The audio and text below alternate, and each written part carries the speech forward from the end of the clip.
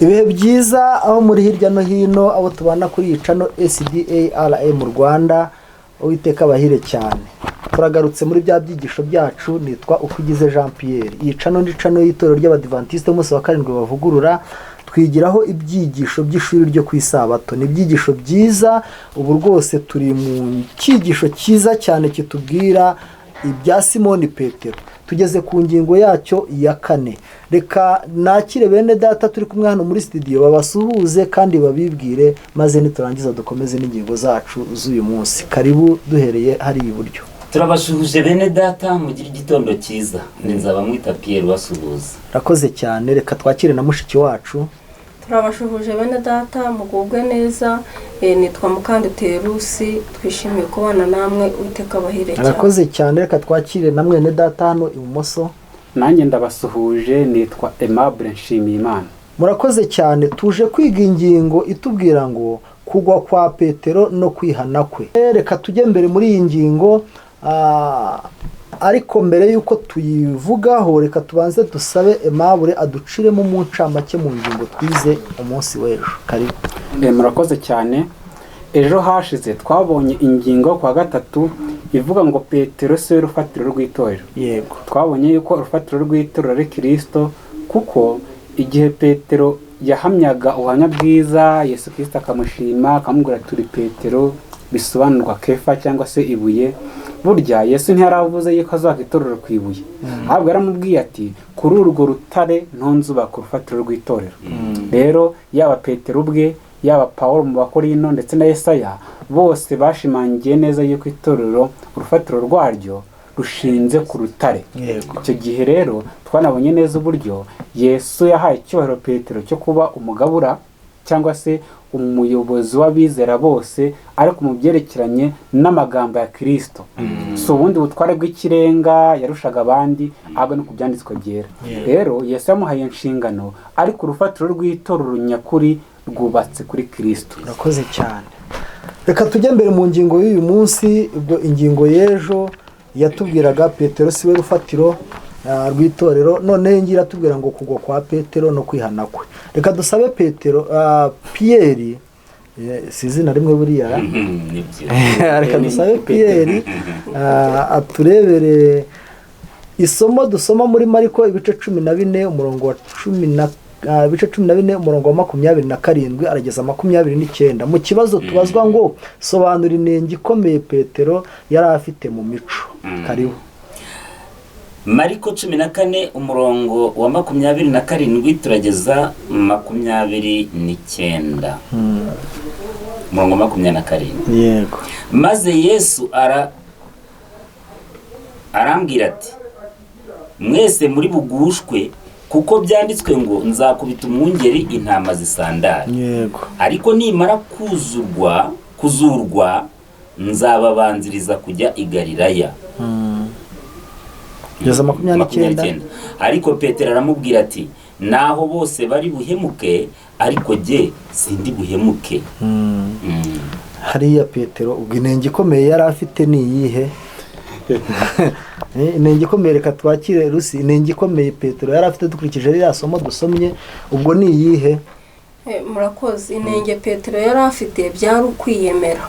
Yarirarira. Yariyemeye rwose nubwo abandi baza kukwihakana, ariko njye sinakwihakana. Aho rero harimo kwiyemera.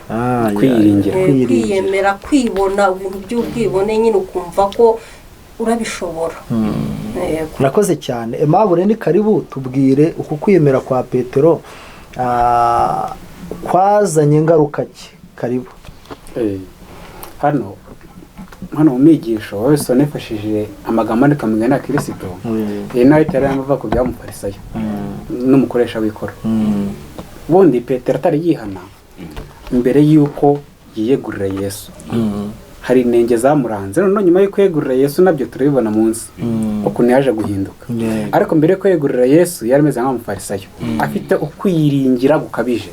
Noneho nyuma yo kwegurira Yesu asaba nk'umukoresha w'ikoro, aravuga ati data noneho mbabarira ko ndi umunyabyaha. Hano biranditse ku byerekeranye na buri tsinda ryagereranywa n'umufarisayo n'umukoresha w'ikoro, hari icyigisho dushobora gukora ku mateka y'intumwa Petero. Mu ntangiriro yo kuba umwigishwa kwe, Petero yibwiraga ko yari akomeye kimwe nk'umufarisayo we yumvaga ko atari ameze nk'abandi bantu, ati abandi bigishwa no gutererana intama zitatanye umwungeri amaze gukubitwa, ati njyeweho nubwo byaba mu rupfu tuzajyana. Petero ntiyari azi akaga kari kamwugarije, ukwiringira byaramuyobeje. We ubwe yibwiraga ko ashobora kunesha igishuko, ariko mu masaha make cyane ikigeragezo cyaraje maze yihakana umwami we akoresheje indahiro. yego rwose.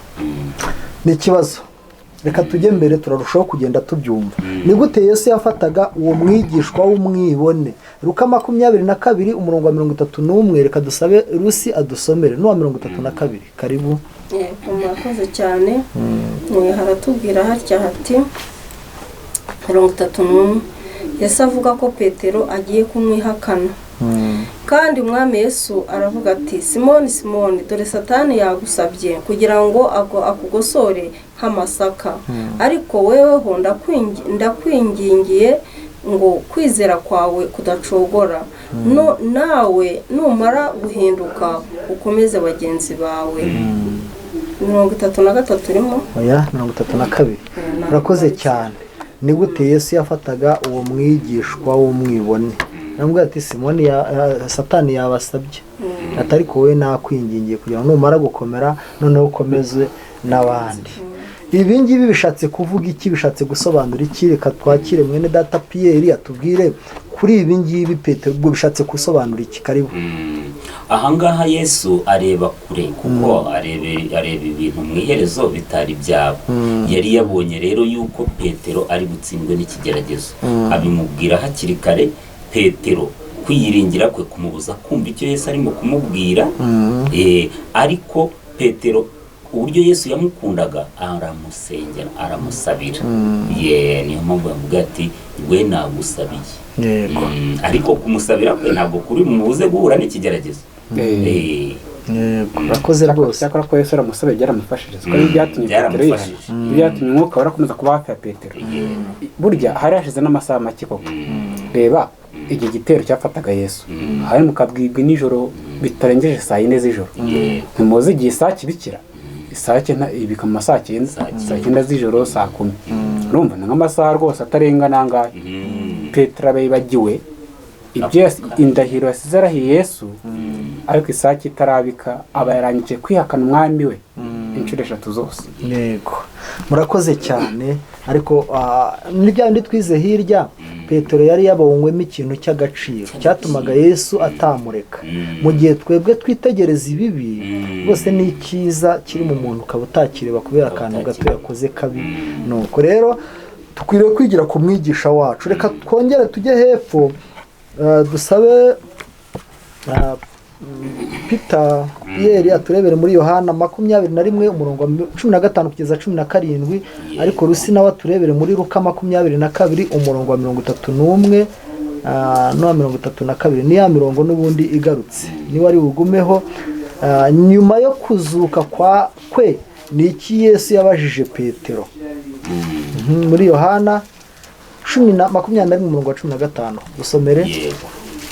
Turareba muri Yohana 21 umurongo wa 15 kugeza 17. Yohana 21 umurongo wa 15 kugeza 17. Nuko bamaze kurya, Yesu abaza Simoni ati, Simoni mwene Yona, urusha abakunkunda? Aramusubiza ati, ye mwami, uzi ko ngukunda. Aramubwira ati, ragira abana b'intama banjye. 16. Yongera kumubaza ubwa kabiri ati, Simoni mwene Yona, urankunda? Aramusubiza ati, ye mwami, uzi ko ngukunda. Aramubwira ati, ragira intama zanjye. 17. Amubaza ubwa gatatu ati, Simoni mwene Yona, urankunda? Petero ababazwa nuko amubajije ubwa gatatu ati, urankunda? Nuko aramusubiza ati, mwami, umenya byose, uzi kandi ko ngukunda. Yesu aramubwira ati, ragira intama zanjye. Rakoze cyane. Hano reka tukomeze. Ni ukubera iki Yesu yabisubiyemo inshuro 3 kandi se Petero yamushubije iki? Muri Luka 22 umurongo wa 21 kugeza umurongo wa 21 31 32. Ongera uwudusomere nubwo wari wawusomye ariko twongere tuwumve tumenye impamvu y'iki kibazo. Murakoze cyane, reka dusubiremo ibiryoha bisubiwemo. Kandi umwami Yesu aravuga ati, Simoni Simoni, dore Satani yabasabye kugira ngo abagosore nk'amasaka, ariko weho ndakwinginze ngo kwizera kwawe kudacogora, nawe numara guhinduka ukomeze bagenzi bawe. Yego, hano yari yamuhaye ubutware, amuha ubuyobozi, aramubwira ati nimara gukomera noneho ukomeze n'abandi. Ariko kuriya gukozwe isoni biriya byose byamubayeho, sinibaza niba Petero yarakiyumva nk'umuyobozi. Reka twumve icyo Aimable bivugaho, karibu mu minota mikeya kugira ngo dusoze ingingo yacu. Karibu. Igihe Petero yahakanaga umwami Yesu maze agahuza amaso na Kristo, Petero byamuteye agahinda, biramubabaza cyane, arasohoka hanze ararira. Yararize kugeza ubwo nk'uko abahanuzi baravuga ngo yararize arahogora. Kurira bikagenda bikarenga urugero. Yababajwe cyane n'icyaha yakorewe umwami Yesu. Ariko ikintu nkundira Yesu, iyo abonye wihannye bivuye ku mutima, ko igihe twihana bya nyaroreshwa byo ku munwa by'urumamo, ibyo ntabwo Imana ibyemera. Ariko Imana ibona wihannye bikuvuye ku mutima koko, nta kabuza Imana irakubabarira. Yesu amaze kumubabarira bitewe n'ikintu Petero yakoze kigatuma bagenza mutakariza icyizere, Yesu hari ikintu yakoze kugira ngo agarure icyizere cy'abandi bigishwa. Reba Petero wari umwe mu bigishwa batatu bakuru, we na Yohana na Yakobo. Niwe Yesu ajyaga abwira ati mumuherekeze mu gashyamba, agiye kurabagirana. Bese bari abigishwa bo ku ruhembe rw'imbere. Noneho babonye Petero yahakanye umwami we, abandi bigishwa bamutakariza icyizere kurya na Petero ubwe yumvaga atagikwiriye umurimo w'ubugabura. Yesu rero ikintu yakoze kugira ngo amugarurire icyizere cy'abandi bigishwa. Mbese ubundi yiteye intambwe ya mbere mu kwihana, n'izindi ntambwe Imana iraziguterera ikazigufasha kugira ngo usubire mu murongo mwiza we kugwa, kubera ko Imana iba yabonye umutima wawe. Petero asuzuguje Kristo maze bituma bagenzi be bamutakariza icyizere. Bibwiraga yuko atazemererwa gusubira mu mwanya yari afite muri bo mbere, kandi nawe ubwe yiyumvagamo ko yatumye icyizere bamugiriraga kiyoyoka.